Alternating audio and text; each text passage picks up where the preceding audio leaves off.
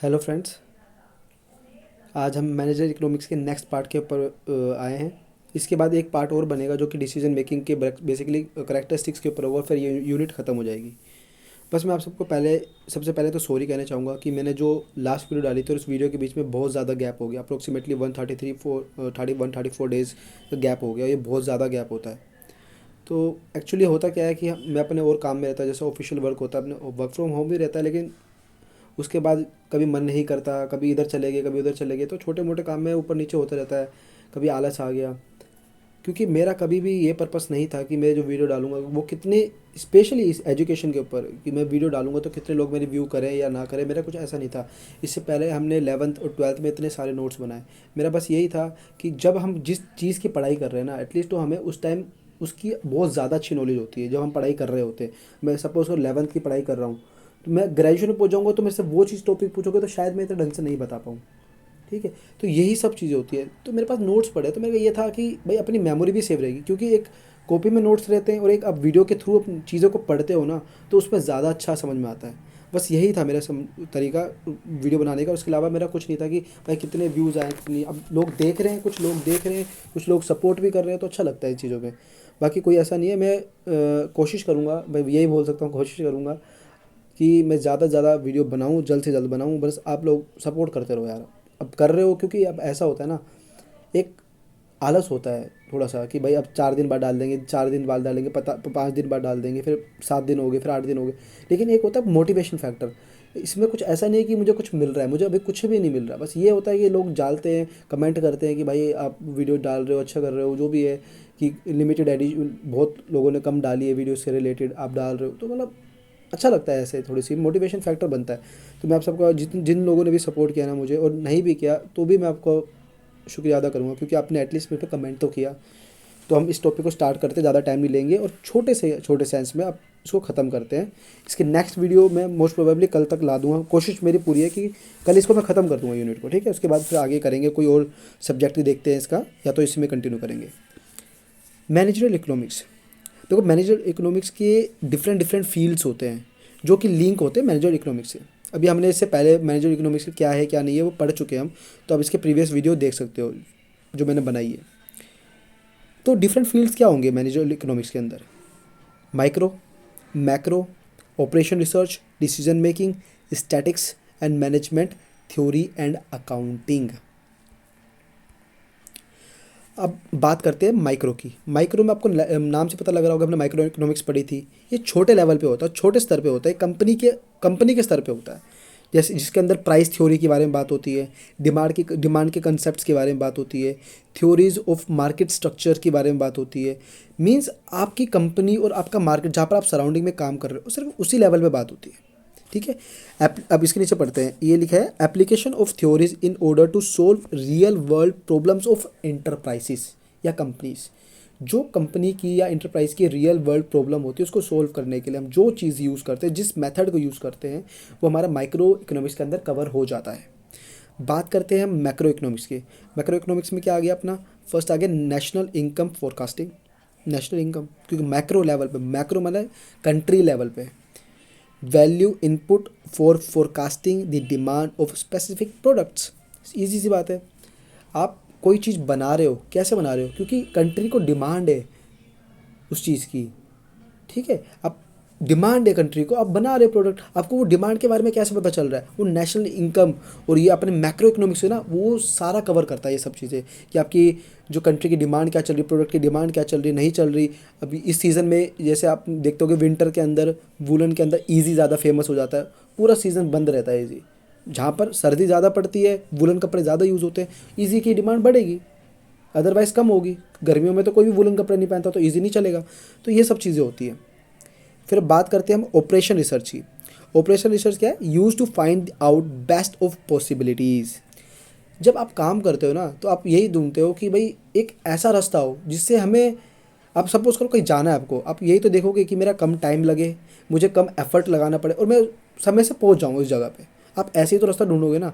ऐसा तो है नहीं कि आप लॉन्ग कट जाओगे जहाँ पर आपको 1 घंटा लगने चाहिए, आप 4 घंटा लगा के जा रहे हो। तो ऐसा कोई मैथड बनता नहीं, कोई मतलब बनता नहीं है। फिर बात आती है help in solving problem like determination of facilities on machine scheduling, distribution of commodities and optimum product mix. ये सारी चीज़ें इसके अंदर आती है, जिसके अंदर हमारी मशीन की शेड्यूलिंग कि भाई इस टाइम से इस टाइम पे ये मशीन चलेगी, ठीक है, फिर नाइट में 2 घंटे का रेस्ट लेगी, फिर उसके बाद ये चलेगी। तो ये सब चीज़ें होती है। अब ऐसा तो नहीं कि कोई भी मशीन 24 घंटे ही चलती रहेगी, उसको भी कुछ ना कुछ रेस्ट तो चाहिए होता है हर चीज़ को। फिर डिस्ट्रीब्यूशन ऑफ कमोडिटीज़ कि भाई इस जगह पे ये कमोडिटीज़ जाएगी, इस जगह पे ये कमोडिटी, मतलब डिस्ट्रीब्यूशन भी इसके अंदर आ रहा है। फिर आता है optimum product mix. Product mix तो हमें पता है, ये P4 चीज़ें आती है इसके अंदर, प्राइस, प्लेस, प्रोडक्ट, प्रमोशन, ये सब चीज़ें आ गई। तो ये सब चीज़ें भी हमें देखनी पड़ती है इसके अंदर, ऑपरेशन के अंदर, कि भाई कि कितना हम इस पे कितना खर्चा करें, इस चीज़ पे, इस पार्ट पे हम कितना कम खर्चा करें, इस पार्ट पे कितना ज़्यादा खर्चा करें। इन सब के बैलेंस को लेकर चलना पड़ता है। फिर अपना आता है डिसीजन मेकिंग। देखो डिसीजन मेकिंग में क्या होता है, जब कोई भी कंपनी होती है, इसके बारे में हम ढंग से बात करेंगे नेक्स्ट वीडियो के अंदर, क्योंकि इसका प्रॉपर टॉपिक है कैरेक्टरिस्टिक्स के बारे में और उसके बारे में। बट आपको एक छोटा सा मैं मतलब बता देता हूँ, थोड़ा सा एक ओवरव्यू दे देता हूँ। जब भी आप कोई भी चीज़ करते हो ना, कोई भी चीज़ आप अपनी लाइफ में देखना, अब जब 10 रुपये का कोई आप कुरकुरे या चिप्स का पैकेट लेने जा रहे हो, सपोज कर आप दुकान पे गए, आपको इतनी सारी वैरायटी ऑफ ऑफर्स मिलेंगे 10 रुपये के अंदर। आपके पास कितने रुपये? 10 रुपये। आपको पसंद आ गई, 4-5 चीज़ें पसंद आ रही, लेकिन आप 4-5 तो नहीं ले सकते, आप तो एक ही ले सकते हो। तो आपको उसमें सिलेक्शन करना पड़ेगा। तो यही सब चीज़ इसके अंदर आती है। आपके पास कंपनी के पास डिफरेंट डिफरेंट अल्टरनेटिव्स होते हैं। किसी में ज़्यादा कॉस्ट आ रही होती है, लेकिन उसकी क्वालिटी अच्छी होती है, आप क्वालिटी से कॉम्प्रोमाइज़ नहीं करते हो, तो आप उसको चुनोगे। ठीक है, ऐसी ऐसी चीज़ें आती है डिफरेंट डिफरेंट। तो ये डिसीजन मेकिंग के अंदर आ गया। फिर हम बात करते हैं स्टैटिक्स। स्टैटिक्स क्या होता है? आप देखते होगे कि भाई आज़ादी के बाद से हमारी जीडीपी कितनी राइज़ करी है, कितनी ग्रो करी है, कितनी कितनी डाउनफॉल गए हैं, कितनी हमारी पॉवर्टी पहले थी। ये इससे हमें आंकड़े मिलते हैं, इससे हमें पता लगता है कि हम आज कहाँ पर खड़े हैं। आप अपने गोल्स बनाते हो, कुछ भी चीज़ करते हो आप पूरी दिन में, कि भाई मुझे आज ये चीज़ें करनी है। इससे क्या होता है? इससे आपको एक एक लेवल पता लगता है कि भाई मुझे इतना तो करना ही है। अगर नहीं हो रहा मतलब आप कम चल रहे हो। ठीक है, तो स्टैटिक्स भी इज़ अ मेजर पार्ट। अभी स्टैटिक्स के बारे में थोड़ा सा और डिफाइन करेंगे, बातें करेंगे, तो थोड़ा सा और अच्छा खुल जाएगा। बाकी बात करते हैं next is management theory and accounting. Management is the most important thing. Management के बिना कुछ भी नहीं हो सकता। आपके पास 50 काम है, लेकिन 50 काम को आप बैलेंस करके चलोगे ना, तभी आप सक्सेस कर सकते हो। एक कंपनी सिर्फ ऐसा नहीं होती कि भाई प्रोडक्शन करा, बाहर भेजो, ख़त्म काम। नहीं, आपको सब चीज़ें तरीके से करनी पड़ेगी। एंड अकाउंटिंग की बात करते हैं। अब जैसे सपोज करो, एक छोटा सा एग्जांपल लेके चलते हैं मैनेजमेंट थ्योरी के अंदर। आपने एक 1-1.5 लाख रुपए का इन्वेस्टमेंट किया एक ऐसी जगह पे जहाँ पर लोग बहुत आते जाते रहते हैं। उधर क्या होगा, आपने सोचा कि एक मोमोज़ का स्टॉल लगा लेता हूँ, मैं किसी बंदे को हायर कर लूँगा, उसको सैलरी दे दूँगा महीने की, और जो भी खर्चा लगेगा, मेरा फर्स्ट इन्वेस्टमेंट सपोज़ करो 1 लाख रुपए लग रही है, तो मैं कर देता हूँ। उसके बाद जो उसकी मंथली खर्चा बनेगा, थोड़ा सा जो प्रोडक्ट रॉ मटेरियल्स का खर्चा है वो देकर जो प्रॉफिट होगा मेरा होगा। पर डे का मेरे को हिसाब लगाना है, पर डे को हिसाब लगाना है, वही तो लगाऊंगा ना, वो मैनेजमेंट होगी ना। तो इस तरह की चीज़ें आ गई। अकाउंटिंग तो बिज़नेस की लैंग्वेज है, आप इसके बिना तो सर्वाइव ही नहीं कर सकते। आपको पता होना चाहिए कितना आ रहा है, कितना जा रहा है। 100 रुपये आप लगा रहे हो, ठीक है, और 50 रुपये कमा रहे हो, तो कैसे सर्वाइव करोगे? कितना आप वो करोगे? फिर आप नॉन उस पर चले जाओगे ना यार, आपको उसमें जाना पड़ेगा। सपोज क्या कहते हैं जिसको, जो नॉन प्रॉफिटेबल चीज़ होती है उसको, फिर लेकिन उसको भी फंड मिलता है वैसे। आप एक कंपनी हो, आपको प्रॉफिट एम है, आप 100 रुपये लगा रहे हो, 50 रुपये कमा रहे हो, तो कैसे काम चलेगा? तो ये चीज़ें भी देखनी ज़रूरी है ना। अब बात करते हैं हम इकोनॉमिक एनालिसिस के बारे में। इकोनॉमिक एक्टिविटी होती क्या है? कोई भी ऐसी चीज़ जिसके अंदर आपका पैसे का इन्वॉल्वमेंट हो, चाहे आप किसी को प्रोडक्ट दो, लो, या सर्विसेज दो या लो, ठीक है। अब इसके अंदर इकोनॉमिक एक्टिविटी के अंदर एक एफर्ट बनाया जाता है कि भाई जो मेरा एंड रिजल्ट है ना, वो मुझे मिलना चाहिए, एंड रिजल्ट। अब सपोज़ करो आपका कोई भी एंड रिजल्ट हो, कोई भी आप कुछ भी काम करते हो, आप कोई कंपटीशन एग्ज़ाम की तैयारी करते हो, आप यही तो चाहते हो ना कि मेरे लास्ट में सिलेक्शन हो जाए। लेकिन ये इकोनॉमिक एक्टिविटी नहीं है, क्योंकि इसमें पैसे का लेन देन नहीं है। जहाँ पर आपका पैसे का लेन देन होगा, आप कुछ प्रोडक्ट को प्रोड्यूस कर रहे हो, आप यही तो चाहोगे अल्टीमेट उसको कस्टमर्स खरीद ले। आपका ये एंड पॉइंट है, ठीक है। अब इसमें क्या होता है, इकोनॉमिक एक्टिविटीज़ के अंदर एक स्कैरसिटी ऑफ रिसोर्सेज होती है, क्योंकि सबको पता है कि आपको पसंद है कोई बहुत महंगी गाड़ी, सपोज करो फरारी पसंद है आपको, क्या आप वो खरीद सकते हो? नहीं, क्योंकि आपके पास रिसोर्सेज इनफ नहीं है। आप सपोज करो आप सब स्विफ्ट खरीद सकते हो, आप थोड़ी सी और ऊपर की गाड़ी खरीद सकते हो, लेकिन आप फरारी नहीं खरीद सकते। तो ये होती है स्कैरसिटी ऑफ रिसोर्सेज। अपने पैसे को ऐसी जगह पे लगाना जहाँ पर आपको इफेक्टिवली और एफिशिएंटली रिजल्ट मिले। Efficiently and effectively. आपने एक कपड़ा बनाया, सपोज करो आप आपके पास एक क्लॉथ है, उसकी आपको टी शर्ट बनानी है या कोई भी आपको ऐसी चीज़ बनानी है, फिनिश गुड बनाना है, तो आप उसकी कटिंग करोगे, उसमें जो कपड़ा वेस्ट जाएगा वो आपको क्या होगा, वो वेस्ट चले गया। दैट मीन्स आपने टाइम पे तो बनाया सामान, लेकिन आप इफेक्टिव नहीं रहे, आपने इफेक्टिवली काम नहीं करा, आपने एफिशिएंटली तो काम करा। तो ये इस तरह की चीज़ होती है, आपने टाइम पे भी काम करे और आपने जो वेस्टिंग है ना वो भी कम से कम करी, उसको मिलाकर काम करना पड़ेगा इकोनॉमिक एक्टिविटी के अंदर। It also include decision making, क्योंकि decision making is a integral part of this thing. क्योंकि भाई जब इकोनॉमिक एक्टिविटीज़ करते हो ना, तो आपको डिसीजन तो लेने पड़ेंगे।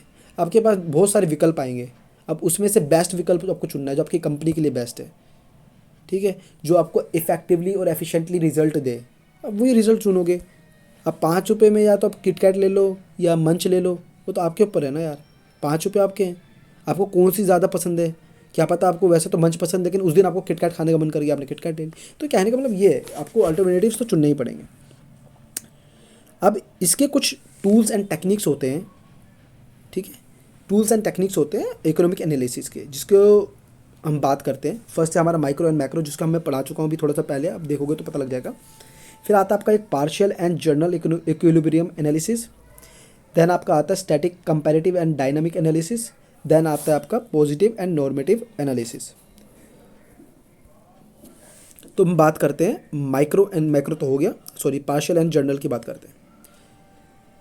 देखो, to attain stable equilibrium economic problem may be analyse by part, मतलब कि आपको कोई भी स्टेबल, देखो हमें पता है हमें बैलेंस में चलना होता है, ऐसा नहीं कि मैं मुझे प्रॉफिट ही प्रॉफिट कमाना है, ऐसा नहीं हो सकता ना यार, हर चीज़ हमें सेटिस्फैक्शन भी देनी पड़ेगी उसको इक्विवेलेंट, तो हमें बैलेंस में चलना पड़ता है। इस चीज़ को हमें सोल्व करने के लिए, इस प्रॉब्लम को डील करने के लिए हमें पार्ट बाय पार्ट चीज़ों को डील करना पड़ता है।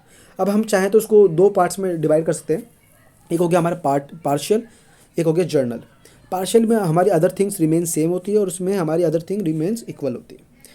अब इसमें क्या होता है, जर्नल वाले में may be relaxed and interdependence और interactions among variables may be allow, मतलब इसके अंदर रिलैक्स और इंटरडिपेंडेंस होती है, इंटरेक्शंस होते हैं वेरिएबल्स के, डिफरेंट वेरिएबल्स जो भी यूज़ होते हैं उसके अंदर अपने वो होते हैं। जैसे अपन बोल सकते हैं लेबर हो गया हमारा यूज़, रॉ मटेरियल यूज़ हो गया, ये वेरिएबल्स हो गए इसमें, तो इसके अंदर इंटरेक्शंस होती है। देन हम बात करते हैं static, comparative and dynamic analysis की। ये तीनों के तीनों ना टाइम डायमेंशन पे बेस होते हैं। पहले स्टैटिक से नाम से पता लग रहा होगा, कोई चेंज नहीं, खड़ा हुआ है, static, no change at a point of time. Comparative, once for all change at a point of time, एक समय, जैसे मैंने 2 साल का डाटा ले लिया भाई, जनवरी 2021 में मेरी इतनी सेल हुई, जनवरी 2022 में मेरी इतनी सेल हुई, तो पॉइंट ऑफ टाइम तो है लेकिन डाटा लगोगे ना। फिर आता है डायनामिक क्या होता है, successive change over a period of time. जैसे 4 महीने का सक्सेसिव ले लिया, एक महीने का सक्सेसिव ले लिया, आपको पता है सक्सेसिव बढ़ता रहता है, तो ये आता है डायनेमिक के अंदर, चेंजिंग होती रहती है इसके अंदर। फिर हमारा पॉइंट आता है positive and normative analysis. Positive and normative analysis के अंदर हमारा आता है, पॉजिटिव की बात करते हैं, नॉर्मेटिव की बात करते हैं। Positive, analysed in objective terms based on principles and theories, और उसमें क्या बोल सकते हैं, व्हाट इट इज़। अभी इसको ज़्यादा ढंग से क्लियर समझाऊंगा, समझ में आ जाएगा पूरा।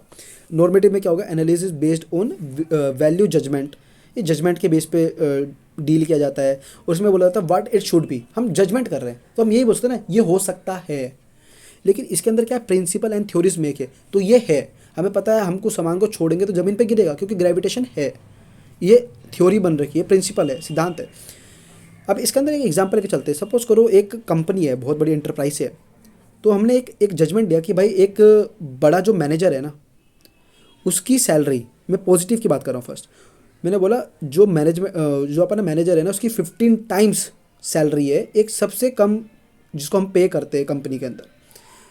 उसी कंपनी के अंदर एक सबसे कम पे करने वाला बंदा है, उसकी सैलरी है 10,000 रुपये, और मैनेजर की कितनी होगी फिर 1.5 लाख रुपये। ये हमने एक एजम्पशन बोला, हमने एजम्पशन नहीं किया, हमने बोला कि भाई मैनेजर की सैलरी 15 टाइम्स है किससे, जो सबसे कम पे होता है, इसमें हमने बोला है, हमने बता दिया कि ये चीज़ रियल में है, प्रेजेंट में है, पॉसिबल। दूसरी चीज़ में हमने ये बोला कि जो मैनेजर है ना, उसकी सैलरी एटलीस्ट 4 to 5 टाइम्स ज़्यादा होनी चाहिए। किससे? एक कम पे करने वाले से होनी चाहिए, होनी चाहिए। हम जजमेंट कर रहे हैं, हमने एक अज्यूम लगाया कि भाई मैनेजर अच्छी पोस्ट है तो जो सबसे कम सैलरी मिल रही है जिस बंदे को, उससे तो ज़्यादा होनी चाहिए ना। अब 4 to 5 टाइम्स लगा लो, 10 टाइम्स लगा लो, कुछ भी। तो इसमें जजमेंटल होता है, इसमें रियल होता है, इसमें पॉजिटिव हमें प्रूफ होता है हमारे पास। तो यही सब चीज़ें थी। एक बार देखोगे वीडियो को तो मेरे को लगता नहीं है कि कोई प्रॉब्लम होगी, समझ में आ जाएगा।